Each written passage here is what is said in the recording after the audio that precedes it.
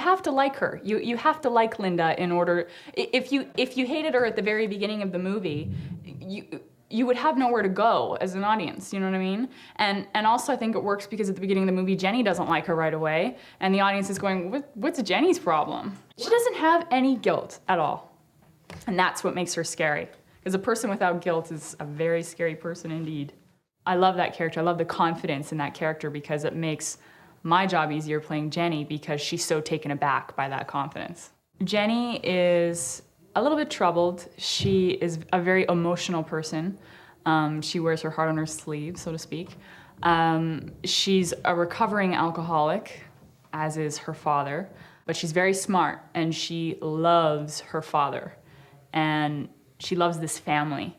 And even though she's sort of taken this heritage and this history in her family for granted in the past, she's come to love it and she's come to respect it and she's come to want it for herself. She doesn't want anybody to take that away from her. I think in a lot of ways she's the voice of reason. I think Hank gets almost, blinded by Linda and her love and her affection towards him and who she is, this beautiful, charismatic woman.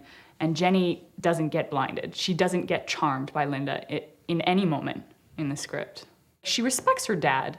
He's an intelligent man as far as she's concerned. She doesn't understand why he's not seeing this. And I think when she confronts him about it and he initially doesn't believe her, it's a huge blow to her ego and to her heart. I think that her father, who she trusts the most in the whole world, doesn't believe her. She doesn't have any meanness in her, right? So when she plays this role, she plays it very, very sweet and genuine. And when something happens and it's Linda's fault, she sort of looks around and goes, I don't understand why everybody's so upset with me. And she just has this look on her face where she just can't believe that people don't, trust her. Jim is pretty cool. He's, I don't know what I expected, but he's not what I expected. He's very casual. He's got kind of this twisted sense of humor. He's always got this sly grin on his face, and you're kind of like, what are you thinking? What are you up to? He loves to joke around. He's very gracious. He's very honest. He's a great actor. He's very respectful. He's a gentleman. And he makes me laugh, so I love working with him. He's hilarious. He plays it very innocently and very trusting, and that trust sort of makes you sympathize with him even more because you realize that no one's ever really let him down and no one's ever really tried to purposely hurt him, so why would he think that someone would be doing that,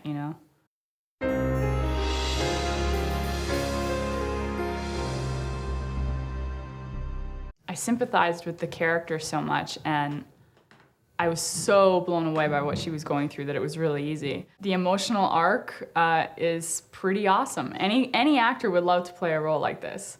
Her mother dies, her father dies, she's overcome with grief, and she's got this substance abuse problem behind her, but yet she never goes back to drinking. And that's something that I loved about this character.